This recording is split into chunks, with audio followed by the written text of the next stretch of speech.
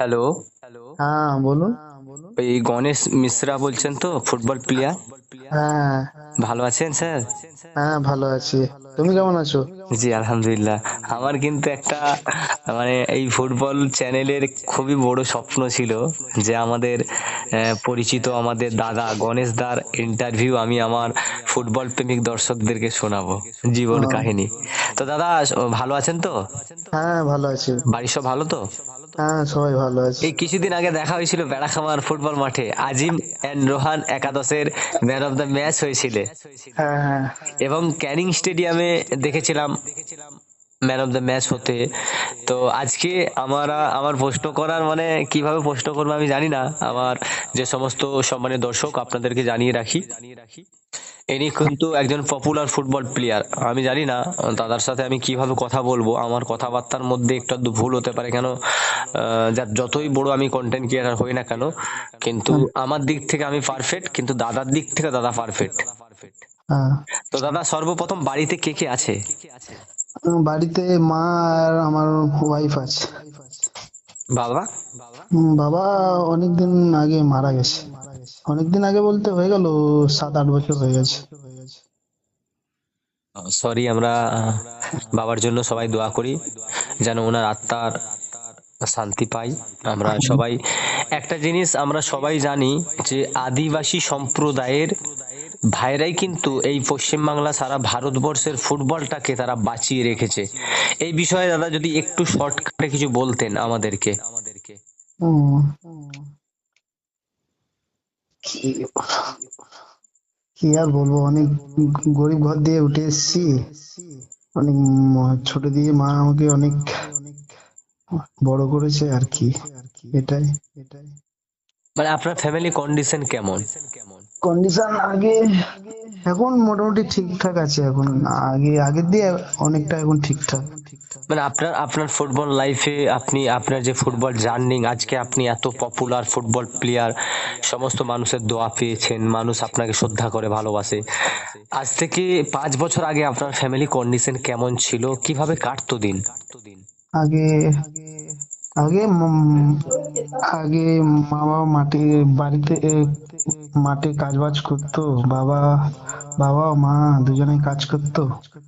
আর এখন তো মা এখন এখন সেরকম করে না। এখন ওই খেলাধুলা করেই এখন সংসার চলে। মানে মানে সমস্ত ফ্যামিলির সংসার আপনার ঘাড়ে, সমস্ত দায়িত্ব আপনি নিয়েছেন বাড়ির। সেরকম বলতে না, এখন মাও এখন চালায়। এখন মা যতদিন আছে, এখন এই জায়গায় এসেছি আমার মায়ের জন্য একমাত্র। এখন এখন আপাতত এখন আমিই আছি এখন সেরকম। তো দাদা, একটা একটা বিষয় আমি সর্বপ্রথম আপনার কাছ থেকে জানবো, এবং আমাদের সমস্ত মানুষ অলরেডি আমাকে 416 জন আপনার আপনার ফটো এবং আপনার নাম লিখেছে আমার কমেন্ট বক্সে, যে হুম, আপনি তো অনেক ফুটবল প্লেয়ারের ইন্টারভিউ নিয়েছেন। তো গণেশ দার যদি ইন্টারভিউটা নেওয়া যেত, আমি আজকে একজন আমার ফ্রেন্ড, তার কাছ থেকে নাম্বার নিলাম। আমি ক্যানিং স্টেডিয়ামে আপনার সাথে খুব ক্লোজে ছিলাম, খুব ভালোবাসি আপনার কন্টেন্ট, আপনার যে ব্যবহার, মানে হুম, একটা ফুটবল প্লেয়ারের যত রকম ডিসিপ্লিন প্রয়োজন, সেই ডিসিপ্লিন আমি আপনার মধ্যে দেখেছি। আরো প্লেয়ার রয়েছে, তাদেরকেও হুম, কিন্তু আমি শ্রদ্ধা করি, তারা আমাদের মাথার তাজ। আমরা হুম। একটা জিনিস জানি যে এই পশ্চিমবাংলায় অধিকাংশ আদিবাসী সম্প্রদায়ের ভাইরাই কিন্তু ফুটবলটাকে বাঁচিয়ে রেখেছে। হ্যাঁ, হ্যাঁ। আরো আছে আমাদের আদিবাসী প্লেয়ার, আরো ভালো ভালো ভালো প্লেয়ার আছে। এখন খেলছে আপাতত, এখন কলকাতা লিগে এখন খেলছে, দেখছি তো এখন। আরো কোয়ালিটি প্লেয়ার আছে এখন খেলছে। দাদা, আপনার আপনার বাড়ি অ্যাড্রেসটা যদি আমাদেরকে শোনাতেন, আপনার বাড়িটা কোন জায়গায়? আমার বাড়ি হচ্ছে মগরা, মগরা সাইডে, হুগলি ডিস্ট্রিক্ট আমাদের। হুগলি ডিস্ট্রিক্ট, মোগরা। হ্যাঁ, মগরা। তো আমি কিন্তু অনেক কথা ভেবে রেখেছিলাম, কিন্তু আমি সত্যি কথা বলছি, আমি নিজেকে এত মানে ভাগ্যবান মনে করি যে আমি কোন ব্যক্তিটার ইন্টারভিউ নিচ্ছি আজকে, আমার দাদা। আমি ওনাকে সম্মান করি, শ্রদ্ধা করি। অবশ্যই মানুষের দোয়া ছাড়া কোনোদিন কোনো কাজই সম্ভব নয়। নিজের উপর বিশ্বাস, এবং আপনি আমার আমার সৃষ্টিকর্তার উপর যদি ভরসা না থাকে, তাহলে কোনোদিন সম্ভব হতো না। আজকে আমি একজন ক্ষুদ্র ইউটিউবার, হুম, কন্টেন্ট ক্রিয়েটার, আজকে ফুটবল নিয়ে চর্চায় বিগত 2 বছর করছি। আজকে গণেশ দার ইন্টারভিউ নিচ্ছি, এটা আমার খুব ভাগ্যের ব্যাপার। আমি কি বলবো, আমি সত্যি নিজেই খুঁজে পাই না, কনফিডেন্স হয়ে গেছি, মানে কোনটা আগে বলবো কোনটা পরে বলবো, কিন্তু সম্পূর্ণ বিষয়টা এলোমেলো হয়ে গেছে।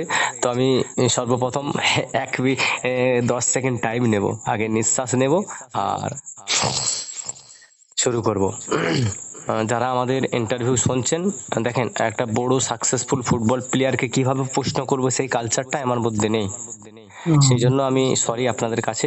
তো আমরা শুরু করছি আজকের ক্ষুদ্র একটা ইন্টারভিউ। আমরা গণেশ দা, সবাই চেনেন, আপনাদের সবার পরিচিত একজন বাঙালি ফুটবল প্লেয়ার। দাদা আপনার সাথে যারা ফুটবল খেলতো, তাদের বিষয়ে ছোট করে কিছু বলেন। আমার আমার সাথে যারা খেলতো, হ্যাঁ, যারা আপনার সাথে ফুটবল খেলতো, আপনি আজকে পশ্চিমবাংলার এমন কোনো ফুটবল মাঠ নেই যে আপনি ফুটবল খেলেননি। তারা কোন জায়গায়, আপনি কোন জায়গায়? এখন দেখো, এখন আমি ভালো জায়গায় খেলছি বলে এখন সেটা না, এখন সবাই এখন খেলছে মোটামুটি সবাই। এখন আমি একটু একটু ওদের থেকে একটু ভালো জায়গায় খেলছি, একটু ওটাই আর কি। আর দাদা আপনি কোন কোন লিগ এখন পর্যন্ত খেলেছেন, বা সেখান থেকে আপনি 100% সাকসেস হয়েছেন, কোন কোন লিগ? এবং এই কলকাতা লিগে খেলছিলাম, কলকাতা লিগে ওই মোহামেডানের হয়ে খেলছিলাম, এটাই। আর আর এমনি কলকাতা আসাম, কলকাতা ত্রিপুরা? না না, এগুলো সেরকম খেলিনি এখন। শুধুমাত্র কলকাতা মোহামেডান স্পোর্টিং ক্লাবের হয়ে খেলেছেন? হ্যাঁ হ্যাঁ। মানে আমাদের যেটা স্বপ্ন যে মোহামেডান স্পোর্টিং ক্লাবের ফ্ল্যাগ নিয়ে, জার্সি গায়ে দিয়ে ফুটবল মাঠে খেলা দেখতে যাওয়া, সেই সুযোগটা আমাদের হয় না কোনোদিন। কিন্তু আপনি এত ভাগ্যবান, বা আমরা সত্যি গর্ব করে বলতে পারি, আমার বাড়ির ভাই, আমাদের দাদা, সে কিন্তু মোহামেডান স্পোর্টিং ক্লাবের জার্সি গায়ে কিন্তু ফুটবল খেলে, তাই তো দাদা? হ্যাঁ হ্যাঁ। তো ওখানে কি রেজাল্ট ছিল তো আপনাকে নিয়ে, বা আপনার যারা কোচ ছিল, যারা ওই টিম লিডার ছিলেন, যারা অভিভাবক ছিল ওই টিমের, আপনাকে নিয়ে কি প্রশংসা করতো, যদি একটু বলতেন আপনার। উম, কি আর বলবো, সবাই ভালো ছিল, আমাকে সবাই সাপোর্ট করেছিল, আমি খেলছিলাম। আহ, সবাই ভালো, ক্লাবের ম্যানেজমেন্ট সব থেকে সবাই ভালো আর কি, সাপোর্ট করেছিল আমাকে খেলার জন্য। এখনো সাপোর্ট করে, সেটা না, দাদা, দাদারা সাপোর্ট করে, এই জন্যই খেলছি আমিও। বাড়ির জি সবাই সাপোর্ট করে এখনো। জি জি। তো দাদা একটা খুবই গুরুত্বপূর্ণ প্রশ্ন, আপনাকে কোনো না কোনো জুনিয়র প্লেয়ার আপনাকে স্মরণ করে, আপনাকে দেখে তারা খেলা শিখছে, হুম, কোনো না কোনো ফুটবল প্লেয়ারের কিন্তু আইকন, আপনাকে দেখে তারা ফুটবল খেলা শিখছে। হুম, এখন যদি আমরা বিবেচনা করে দেখি 2025 সালের উপরে দাঁড়িয়ে 90% ছেলেরা তারা কিন্তু মোবাইল নিয়ে ব্যস্ত, ফুটবল মাঠে খুব কম, শতকরা 10%। হ্যাঁ। এইটাকে নিয়ে কি বলবেন? আপনি তো একজন আমাদের, আমি বলতে পারি আপনি আমার দাদা, আপনি আমার অভিভাবক, আমি আপনার ইন্টারভিউ নিচ্ছি, এটা আমার একটা স্বপ্ন। এটা এটা হচ্ছে মা বাবাদের দোষ। এটা ছোট দিয়ে এদেরকে মোবাইল ফোন ধরিয়ে দিচ্ছে, ছেলেদেরকে মাঠে পাঠাচ্ছে না। এটা আমি বলবো যে এটা মা বাবারই দোষ, যে ছেলেদেরকে হাতে ফোন ধরিয়ে দিচ্ছে। ছেলেদেরকে মাঠে নিয়ে যাবে কি দায়িত্ব করে, যে আমার ছেলে একটু খেলাধুলো করুক, খেলতে না পারলেও শরীর চর্চা তো হবে। হাতে ফোন ধরিয়ে দিলে সারাদিন ছেলেটা বাড়িতেই থাকবে, এরকম কি করে হবে না? ঠিক ঠিক একদম, মানে আমরা সবাই জানি, শিক্ষা হলো জাতির মেরুদণ্ড, খেলা হলো দেশের অঙ্গ। হ্যাঁ ভারত ছাড়া আরো 111টা দেশে কিন্তু ফুটবল নিয়ে আলোচনা হয়। হ্যাঁ। কিন্তু বাইরের দেশে এত এগিয়ে কেন? এর জন্যই তো এগিয়ে না, জি, বাইরের দেশে। আর আমাদের দেশে তো দেশে তো আর কি বলবো। হ্যাঁ, আমরা অনেক বিষয় রয়েছে। আপনি তো আমাদের পশ্চিমবাংলার প্রতিটা ফুটবল ক্ষেতের মাঠে ফুটবল খেলেন। হুম, একটা ফুটবল প্লেয়ার হতে গেলে তাদের কত রকমের ডিসিপ্লিন প্রয়োজন। যারা জুনিয়র আপনাকে যারা স্মরণ করছে, বা যে সমস্ত জুনিয়র ফুটবল প্লেয়ার যারা আপনাকে অনুসরণ করে, আপনার আপনার ফুটবল খেলা দেখে আপনাকে আইকন মেনে কিন্তু তারা ফুটবল খেলা শিখছে, তাদের জন্য কি কি ডিসিপ্লিন মানা উচিত আপনার মতো এত বড় মাপের ফুটবল প্লেয়ার হতে গেলে? আমার আমি তো বলবো যে আগে ডিসিপ্লিন, নিজেকে আগে ঠিকঠাক রাখা। ঠিকঠাক রাখা বলতে আগে তুমি ওই আগে ভালো জায়গায় খেলো। খেপ খেলাটা বড় না, খেপ খেলাটা তুমি যদি ভালো জায়গায় খেলো তাহলে বড় জায়গায় যেতে পারবে। তুমি যদি খেপটাকে টার্গেট করো তাহলে তুমি সেরকম বড় জায়গায় খেলতে পারবে না। ডিসিপ্লিনটা হচ্ছে মেন। তুমি যে ডিসিপ্লিন যদি না ফলো করো তাহলে তুমি খেলতে পারবে না ঠিকঠাক। আর আমি বলবো বেশ জুনিয়রদেরকে বলবো যে ডিসিপ্লিন নিজেকে মেনটেন করতে হবে। ডিসিপ্লিনে যদি তুমি থাকো তাহলেই তুমি ভালো জায়গায় যেতে পারবে। আর ডিসিপ্লিনে যদি না থাকো তাহলে তুমি বড় জায়গা থেকেও তুমি নিচের দিকে চলে আসবে, ডিসিপ্লিনে যদি না থাকো। হ্যাঁ, অবশ্যই প্রতিটা ফুটবল প্লেয়ারের উচিত তার ডিসিপ্লিন, তার কালচার যেন পারফেক্ট হওয়া হওয়া হ্যাঁ, দরকার, এবং তাকে প্রতিনিয়ত কিন্তু প্র্যাকটিস করতে হবে, হ্যাঁ, মাঠে যেতে হবে। যদি না যাই, শরীরচর্চা অবশ্যই প্রতিটা মানব সন্তানের জন্য প্রয়োজন। সে খেলাধুলা করুক বা না করুক, প্রতিটা হ্যাঁ, মানুষের কিন্তু শরীরচর্চা করা স্বাস্থ্যের জন্য উপকার। হ্যাঁ, দাদা, একটা বিষয় আমরা অধিকাংশ সময় দেখেছি বা শুনেছি বা আমাদের কাছে স্মরণ, হ্যাঁ, যারা ভালো ভালো ফুটবল প্লেয়ার হওয়ার যোগ্য হয়, তারা যখন কোনো ফুটবল লিগ খেলে বা বড় কোনো কলকাতা লিগ বা আসাম লিগ, ত্রিপুরা লিগ, যে সমস্ত লিগ হয় আমার ততটা আইডিয়া নেই, খেলতে গিয়ে কোনো চোট হয়ে গেলে সে সমস্ত প্লেয়ারদের যতদিন ভালো খেলবে তাদের নাম হয়। যখনই হ্যাঁ। কোনো জায়গায় চোট হয়ে যায় তখন কিন্তু সেই প্লেয়ারটার ভবিষ্যৎ নষ্ট হতে পারে। সেই বিষয়ে আপনি একজন অভিজ্ঞমান প্লেয়ার, কি বার্তা দেবেন এটা যারা? এটা তো ফুটবলের নিয়ম, যে ভালো খেলছে তাকেই নিয়েই চর্চা করবে। এটাই ফুটবলের নিয়ম। আর তুমি যদি না খেলতে পারো তোমাকে কেউ দেখবে না। ধরেন একটা ভালো প্লেয়ার যখন কোনো অ্যাক্সিডেন্ট হয়ে যায়, চোট হয়ে যায়, তার ভবিষ্যৎ তো, তারপর তো মানুষ তাকে ডাকবেই না, এই বিষয়টাকে। এই বিষয়টা কি বলবো, ওই এখন খেলছে খেলছে, এখন সেই টাকা ফাকা জমিয়ে এখন এখন বিপদ তো বলে আসবে না, না? হ্যাঁ, ওই ঠিক। এখন খেলছো, সেই টাকা পয়সা জড়ো করে রাখো যে কোনো যাতে বিপদ না আসে, আমার কথার কথা, হ্যাঁ। বিপদ না আসে। ওই টাকাগুলো যদি তোমার কোনো যদি বিপদ আসে, ওই টাকা দিয়ে তুমি নিজেকে রিকভারি করে আবার মাঠে ফিরতে পারবে তোমার, হুম। তাই অনেক। না? হ্যাঁ, অনেক। আমরা আমরা এখন একটা ঘটনা আপনি শুনেছেন হতে পারে, বর্ধমান, আমাদের ভাই আরিফ গোলকিপার এখন অসুস্থ, ও, হ্যাঁ, হ্যাঁ, শুনেছেন? হ্যাঁ, এত ভালো একটা গোলকিপার ছিল, ফুটবল প্লেয়ার, আজ মুম্বাই টাটা মেমোরিয়াল হসপিটালে চিকিৎসার জন্য রয়েছেন। সম্ভবত আপনিও কোনো না কোনো ফুটবল মাঠে ওর সাথে প্রতিদ্বন্দ্বিতা হয়েছে বা ইয়াদ নেই, হ্যাঁ, মনে নেই খেলেছি হতে পারে। আমি, খেলেছি একবার দুবার খেলেছি, আমার বন্ধুই হয় বোন। ভাই, তো দাদা একটা জিনিস আপনাকে অবশ্যই, এটা হাসির জিনিস, অনেক প্লেয়ার কিন্তু যখন বিয়ে শাদী করে নেয়, তাদের ওয়াইফ যখন সাথে হয়ে যায়, তারা কিন্তু বাধা দেয়। না, আহ, না, আমার সেরকম না। আমার ওয়াইফ তো বলে খেলো না, কি আছে। এখন মানে, দেখো আমি যদি না খেলি আমার সংসার চলবে কি করে, সেটাকেও বুঝতে হবে না নিজের ওয়াইফকে। হ্যাঁ, মানে আপনার প্রফেশনাল অনলি ফর ফুটবল। হ্যাঁ, প্রফেশনাল অনলি ফুটবল, সেটা না, আমি পড়াশোনা চালিয়ে যাচ্ছি, দেখি যদি চাকরির ব্যবস্থা কিছু যদি হয়। মানে স্বপ্ন আছে যে খেলতে খেলতেও যদি শিক্ষা যে যতটুকুন আছে বা এখনো পড়াশোনা করছেন, যদি একটা কোনো ভালো সার্ভিস পাওয়া যায়। হ্যাঁ, যদি পাওয়া যায় তাহলে তো ভালোই, মানে না পেলে আর কি। দিদি আপনাকে ফুল সাপোর্ট করে, হ্যাঁ, মানে কোনোদিন বাধা দেয় না ওই জায়গায় না, না, খেলা? বাধা আমার বাড়ির লোক তো, এই নিয়েই তো আমি ছোট দিয়ে বড় হয়েছি, না কেন বাধা দেবে। আমি ছোট দিয়ে এই ফুটবল খেলেই বড় হয়েছি। এখন বাড়ির লোক তো আমাকে ফুটবল খেলার জন্যই আমাকে চিনেছে না সবাই, জি। আমাকে কেন বাধা দেবে এখন। মানে অনেক অনেক ফুটবল প্লেয়ার রয়েছে দাদা, যাদের স্বপ্ন আমাদের কলকাতা লিগের চেয়ে বড় স্বপ্ন। যদি আমরা বলতে পারি, আমাদের পশ্চিমবাংলার একটা টুর্নামেন্ট হয় যেখানে আপনি ম্যান অফ দ্য ম্যাচ হয়েছিলেন এবং অনেক আকর্ষণীয় পুরস্কার পেয়েছিলেন এবং আপনার নামের জয়ধ্বনি করেছিল ক্যানিং স্টেডিয়ামে, এমএলএ কাপ। এটা কিন্তু অনেক ছেলের কিন্তু, অনেক ফুটবল প্লেয়ারের ভাইদের কিন্তু স্বপ্ন যে ক্যানিং স্টেডিয়ামে অংশগ্রহণ করা। তো তাদের জন্য কি বার্তা দেবেন? একটা ক্যানিং স্টেডিয়ামে অংশগ্রহণ করতে গেলে সে সমস্ত প্লেয়ারদেরকে কি করণীয় আছে, কি করতে হবে তাদেরকে? করণীয় বলতে নিজেকে সবসময় ভালো খেলার চেষ্টা করো। দেখো, ভালো খেললেই তুমি ভালো ভালো জায়গায় খেলবে, বড় বড় টুর্নামেন্ট। দেখো জি। আমি এই বলছি না যে তোমাকে খেলতে হবে। দেখো তুমি ভালো যদি খেলো, ভালো বলতে তুমি বড় বড় ক্লাব যদি খেলো, বড় ক্লাব যদি খেলো তাহলে খেপের দিকে তোমাকে আসতে হবে না। জি। মানে তুমি স্বপ্ন যে কোনো একটা থাকতে হবে, একদিকে হ্যাঁ, লক্ষ্য একটা স্বপ্ন দিকে। স্বপ্ন যে খেপ খেলে সে এমনি ভালো খেলে। ও ভালো খেলার জন্য ওই বড় টুর্নামেন্ট খেলার জন্য আরো ভালো খেলতে হবে তোমাকে। জি।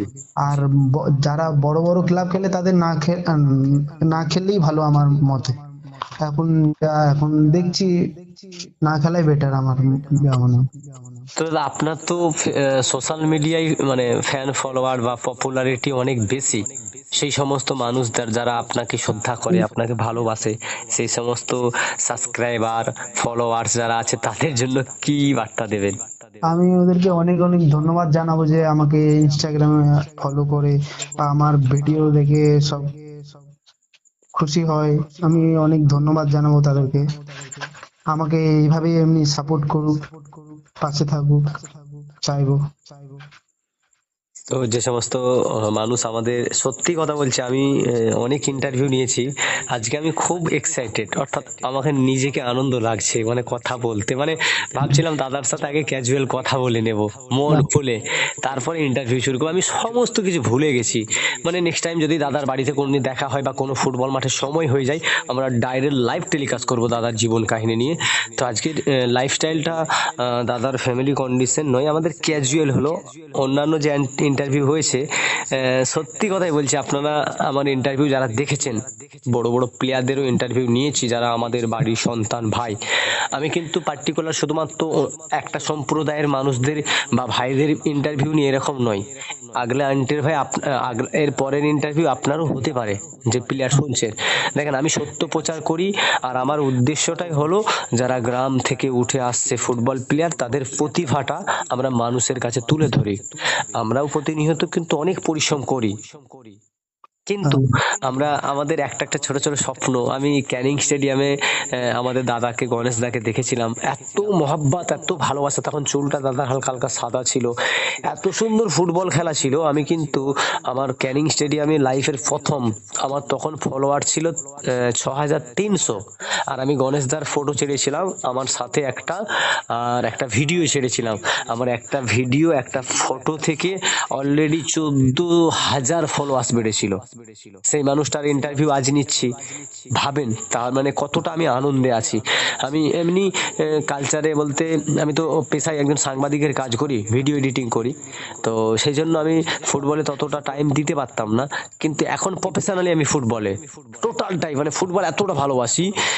সেই জন্য কিন্তু আজকের ইন্টারভিউটা আমারই কথা হয়েছে, দাদার কিছু হয়নি, তাই না দাদা? হ্যাঁ, সত্যি আমার খুব ভালো লাগছে, মানে আমি ভাবছি এই ইন্টারভিউটা কিভাবে আপলোড দেব। আমার মানে এখন অনেক আপনার সাথে অনেক কথা বলার ছিল, বলতাম। না না, একদিন আসো না বাড়িতে এসে জি কথা জি ইনশাআল্লাহ। তো দাদা আমাদের কিছু কিছু প্রশ্ন রয়েছে যেগুলো খুবই গুরুত্বপূর্ণ। আমাদের এই পশ্চিম মেদিনীপুর, বাঁকুড়া, পুরুলিয়া, জঙ্গলমহল, যে সমস্ত ফুটবল প্লেয়াররা ক্ষেপের মাঠে খেলে, আরো ধরেন যারা কলকাতার লিগে খেলে, তাদের জন্য কি বার্তা দেবেন? যেহেতু তাদের সাথেই তো ফুটবল খেলেন না, কিছু কিছু কিছু প্লেয়ারদের সাথে। হ্যাঁ, তাদের কি বলবো বলো তো।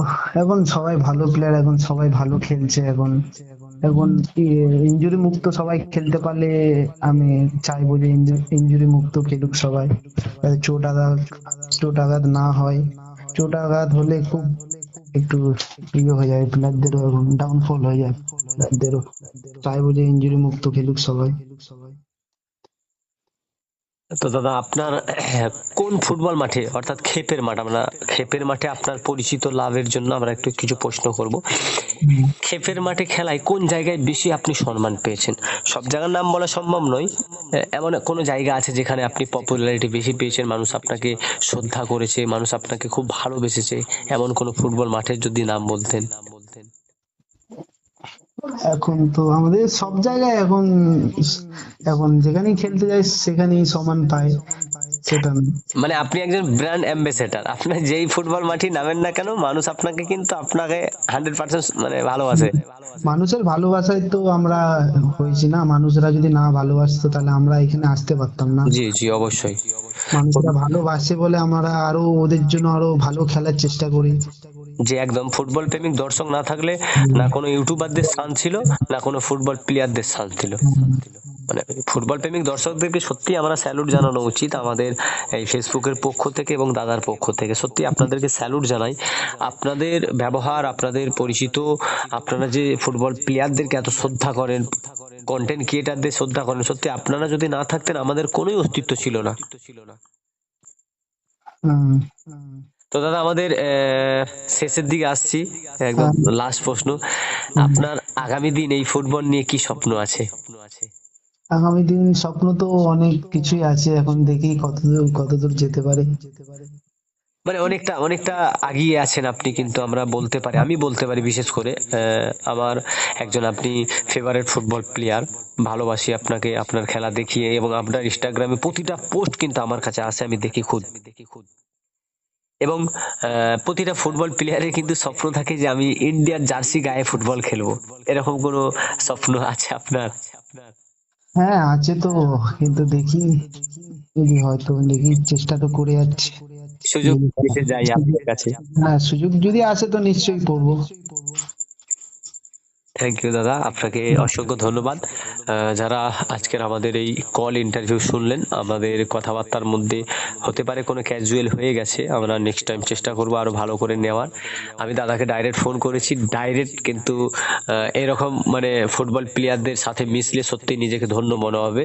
আমরা অনেক প্লেয়ার আছে যারা কিন্তু তাদের অহংকার হলো পতনের কারণ। আমরা তাদেরকে অনেক চেষ্টা করেছি কথা বলার, তাদের পরিচিত লাভ হবে, তার জীবন কাহিনী শুনবো, কত কষ্ট পেয়েছে।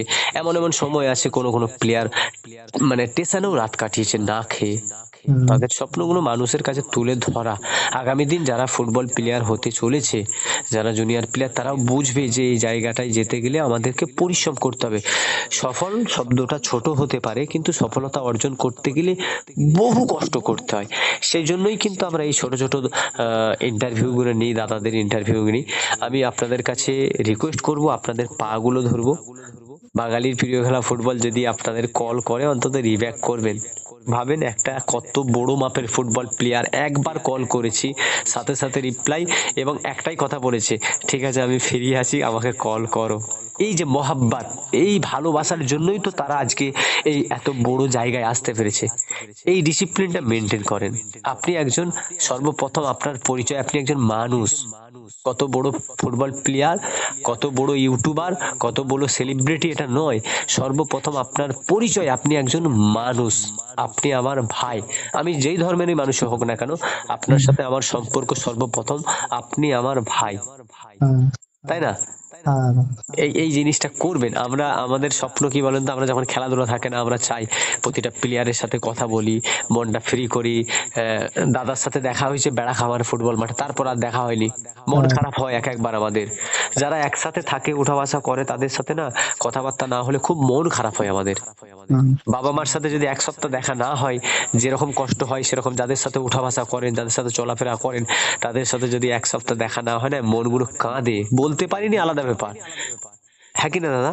হ্যাঁ। হ্যাঁ। তো যাই হোক, আমাদের এই কথাবার্তার মধ্যে যদি কোনো ভুলভ্রান্তি হয়ে যায়, ছোট ভাই হিসাবে, সন্তান হিসাবে, বন্ধু হিসাবে আমাদের ক্ষমা করবেন। আজকের ইন্টারভিউটা কেমন হয়েছে জানি না, অবশ্যই কমেন্ট করবেন। আমি কমেন্টের অপেক্ষায় থাকবো, এবং রিকোয়েস্ট করব সবাইকে। আমার দাদা, আমি কিন্তু কোনো সম্প্রদায় বাছি না, আমি সব সম্প্রদায়ের মানুষকেই স্যালুট করি। আমার ধর্ম হলো, আমি একজন মানুষ, সর্বপ্রথম আমার পরিচয়, আমি একজন মানুষ। আমি যতটা আমার ধর্মকে শ্রদ্ধা করি, অন্য ধর্মকেও আমাকেও ততটাই শ্রদ্ধা করা উচিত। হ্যাঁ। মানে ফুটবলের কোনো জাত নেই, ফুটবলের কোনো ধর্ম নেই। ফুটবল হলো গোল, ফুটবল হলো অহংকার, ফুটবল হলো আবেগ, ফুটবল হলো ঐতিহ্য, তাই না দাদা? হ্যাঁ। মানে আমি কথা বলে যাচ্ছি। না। যাই হোক, মানে এখনো একটা মানে 100টা সিঁড়ির মধ্যে একটা ধাপ উঠে গেছি। নিজেকে প্রশ্ন করে মনে হচ্ছে যে কোনো ফুটবল প্লেয়ারও আমার কথা শুনছে। হ্যাঁ।